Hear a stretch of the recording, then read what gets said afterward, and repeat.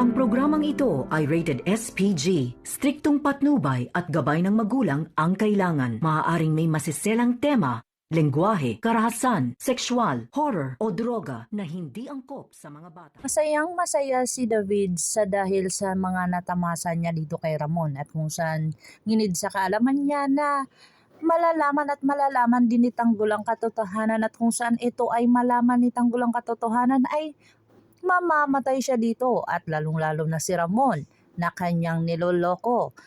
At si Olga naman ay patuloy pa rin gumagawa ng hindi kanais-nais dito kay Tanggol.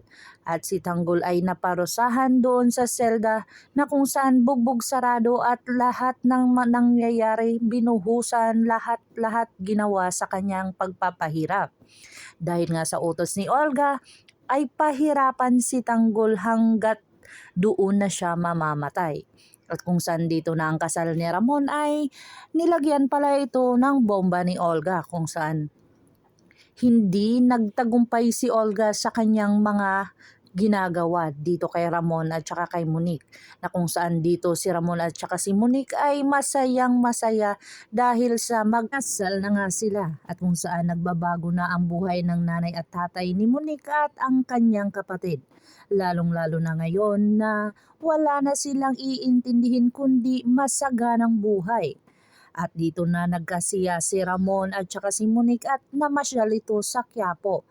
At kung saan hindi nila alam na itong si Tanggol ay napatunayan niya dito sa taas kataasan na dapat siyang maging kampi. At ito ay napabilib niya at ito ay labas-pasok na siya sa kulungan kung saan ito ay kasama niya si Bubbles kung saan ang may titirahin at doon silang dalawa.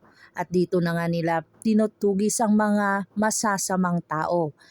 At dito na napaisip si Tanggol na bumalik sa kanilang bahay. At pagbalik na dito at may hinahanap siya at tinanong niya ang kanilang kapitbahay. At dito ay nagtaka bakit nakalabas si Tanggol kung saan ito ay panghabang buhay na pagkakakulong. At dito naman ay umakyat siya sa bahay at dito siya nakita ng kanyang lola na si Tinding. At emosyonal si Tinding sa mga pangyayaring nakita niya ang kanyang apo na si Tanggol. At agad-agad naman itong pinalayas ni Tinding si Tanggol kasi nakita nga siya ni David.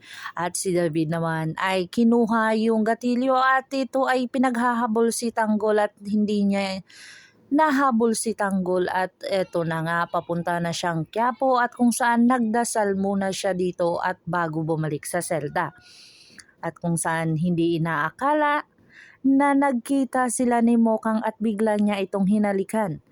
At nung paghalik niya dito ay natakot si Mokang kasi andun yung asawa niya na si Ramon. At hindi inaasahang tinawag ni Ramon si Mokang at nakatutok na ang baril. At dito na napatutok ang baril sa lalaking iyon na kung saan nagpatutok na din si Tanggol sa baril sa kanyang asawa ni Mokang. At dito na nakilala ni Ramon ang kanyang kaanyuan dito sa isang binatilyo at kung saan ang binatilyo ay ito ay tinanong niya kung bakit magkamukha sila. At tinanong niya dito kung ano ang pangalan at dito na sinabi ni Tanggol na ako po si Tanggol. Na kung saan ito ay sinabi niyang ikaw ang tunay kong anak. At si Mokang ay nagulat sa mga sinasabi ni Ramon.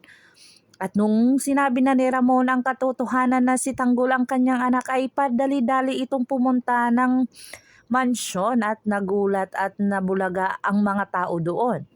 At lumabas itong si Olga nung tinawag niya itong si Tanggol na kung saan si David nga ito at kung saan andito ako papa. At confidence pang nagsabi si David at bumaba sa hagdanan at sinabihan siya dito ni Ramon na hindi ikaw ang tunay kong anak. Ikaw isang bastardo ni Rigor.